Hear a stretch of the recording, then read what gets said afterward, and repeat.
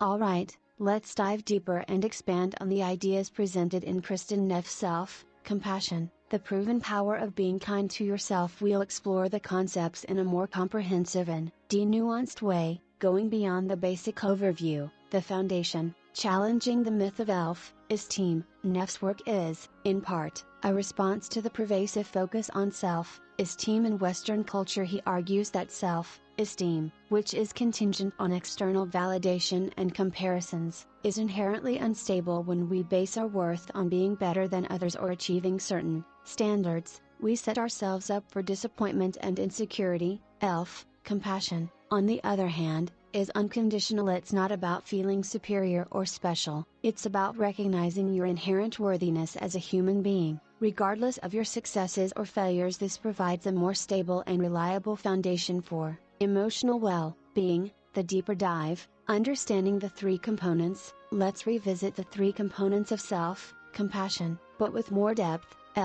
Kindness versus self-judgment, the nuances of kindness.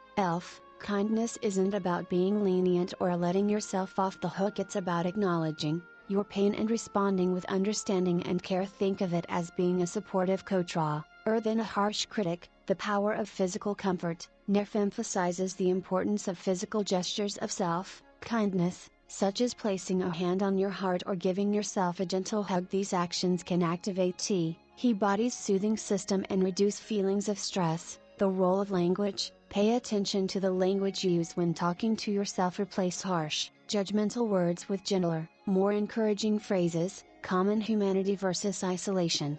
The interconnectedness of offering, recognizing our shared humanity helps us to feel less alone in our struggles. It reminds us that everyone experiences pain, imperfection, and failure. The illusion of perfection. Social media often perpetuates the illusion that everyone else has their life together. Remember that this is a curated image can help to reduce feelings of inadequacy and isolation. The importance of connection. Connecting with others who are also struggling can provide a sense of belonging and support. Mindfulness versus over-identification, the art of observation. Mindfulness involves observing your thoughts and emotions without getting caught up in them. It's about creating space between yourself and your experience. The danger of rumination. Over-identifying with negative thoughts and emotions can lead to rumination, which can exacerbate feelings of distress. Mindfulness helps to break this cycle. The balance of acceptance and change. Mindfulness allows us to accept our current experience without judgment, while also recognizing that we have the power to make changes in our lives. Expanding on the practical applications, Neff's book provides a wealth of practical exercises for cultivating self-compassion. Let's expand on some of these and explore additional techniques.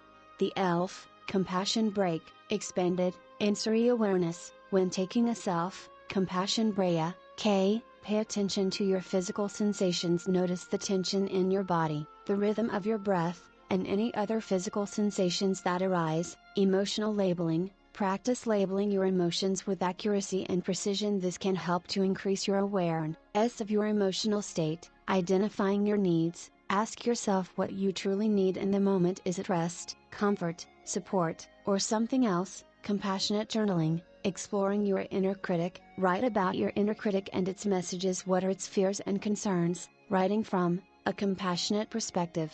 Write a response to your inner critic from the perspective of a compassionate friend. Identifying your strengths and resources. Reflect on your strengths, values, and resources that can help you to navigate challenges. Mindful compassion practices. Loving kindness meditation. Extend feelings of loving kindness towards yourself and others. Compassionate body can bring awareness to different parts of your body and offer them kindness and acceptance. Mindful walking. Practice mindful walking, paying attention to the sensations of your feet on the ground and the rhythm of your breath. The challenges and considerations. It's important to acknowledge that cultivating self-compassion can be challenging, particularly for those who have experienced trauma or abuse. Common challenges include fear of self-indulgence. People worry that self-compassion will lead to laziness or lack of motivation. However, research suggests that self-compassion actually increases motivation and resilience. Difficulty with kindness. For those who have been taught to be critical, it can be difficult to shift to a more compassionate mindset. The pain of acknowledging acknowledging our pain can be difficult and uncomfortable. However, it is a necessary step in the process of healing. The long-term benefits, cultivating self-compassion, is an ongoing process that requires patience and practice. However, the long-term benefits can be transformative, including increased emotional resilience, the ability to bounce back from setbacks with greater ease, improved relationships. Greater compassion for yourself leads to greater compassion for others, reduced stress and anxiety, a more peaceful and balanced emotional state, increased happiness and well-being, a greater sense of inner peace and contentment. In essence, compassion offers a powerful antidote to the self-criticism and shame that often plague us. By learning to treat ourselves with kindness, understanding, and mindfulness, we can create a more fulfilling and compassionate life.